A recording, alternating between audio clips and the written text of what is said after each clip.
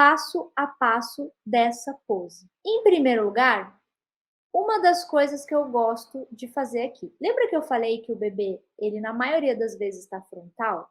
Quando eu falo na maioria das vezes está frontal, o frontal para mim é exatamente como ela está aqui, ó. Eu consigo ver o rostinho bem certinho aqui de frente para mim. Mesmo que esteja um pouquinho na diagonal, mesmo que o corpo esteja aparecendo aqui levemente lateral, ó. Mas eu consigo ver certinho o rosto voltado para mim. Bochechinha não está amassada. Ah, Dani, não dá para ver o que eu tô falando. Eu vou colocar uma canetinha maior, né? Então, mesmo que, ó, a bochechinha tá desamassada, beleza, tem esse fator. É bem importante, gente, bem importante.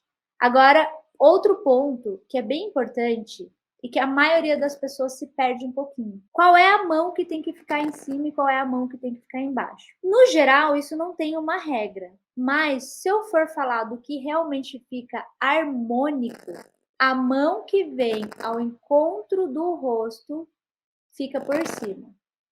Por quê, Bel? Porque quando a mão que vem lá de trás fica por cima, fica os dedinhos aqui sambando. Parece que esses dedinhos brotaram do queixo do bebê, da bochecha do bebê. Então, harmonicamente, fica muito mais harmônico, fica muito melhor quando o bracinho, a mãozinha que vem ao encontro do rosto, fica por cima. Se o rosto tivesse voltado para cá, seria esse braço que vem de encontro com o rosto, compreendem? Outro fator, lembra que eu falei para vocês que a cabeça fica um pouquinho de ladinho no braço? Por quê? Porque toda a cabecinha do bebê aqui está apoiada no bracinho. E no que isso me ajuda? Se eu deixo ele reto aqui em relação ao braço, o que me acontece? Ele tende a tombar a cabecinha para cá ou para cá, porque ele não tem equilíbrio. E aí eu tenho que fazer o quê? Eu tenho que colocar o dedinho ali para segurar. Só que quando eu coloco o meu dedinho ali para segurar, o que acontece? Isso aqui é uma mão, tá? Com os dedinhos e o dedão segurando. Eu vou ter mais trabalho depois na pós-produção. Então, para evitar isso, eu coloco o bebê todo apoiadinho aqui e isso vai me ajudar. Outro fator importante é o fator do corpinho do bebê.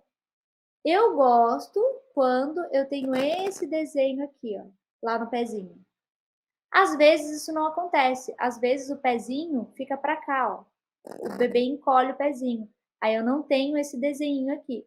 E tá tudo bem, só que tem que cuidar na hora do ângulo que você vai fazer, porque daí parece um cotoquinho e parece que o bebê não tem o pé. Então eu sempre tento observar isso. E aqui, ó, lembra que eu falei da iluminação? Ó, a minha luz ela tá vindo daqui, mais ou menos. Aqui eu tenho luz, aqui eu tenho luz, aqui eu tenho luz.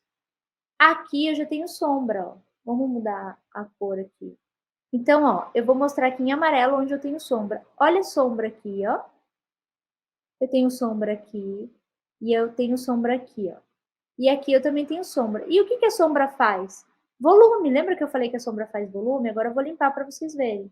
Ó, como é que eu sei que essa luz está em 45 graus? Porque essa é uma luz de Rembrandt. O que é uma luz de Rembrandt? Vou pegar esse aqui agora. Vocês estão vendo que aqui, ó, toda essa parte está clarinha, tem luz. E toda essa parte tem sombra. Só que quando eu falo da luz de Rembrandt, aqui na sombra, o que eu tenho? Na parte de sombra, mesmo que ela seja suave, eu tenho um triângulozinho aqui, ó, na bochechinha, mais iluminado. Então, aqui é quando eu tenho uma luz de 45 graus, que é chamada luz de Rembrandt, que é um pintor bem famosinho.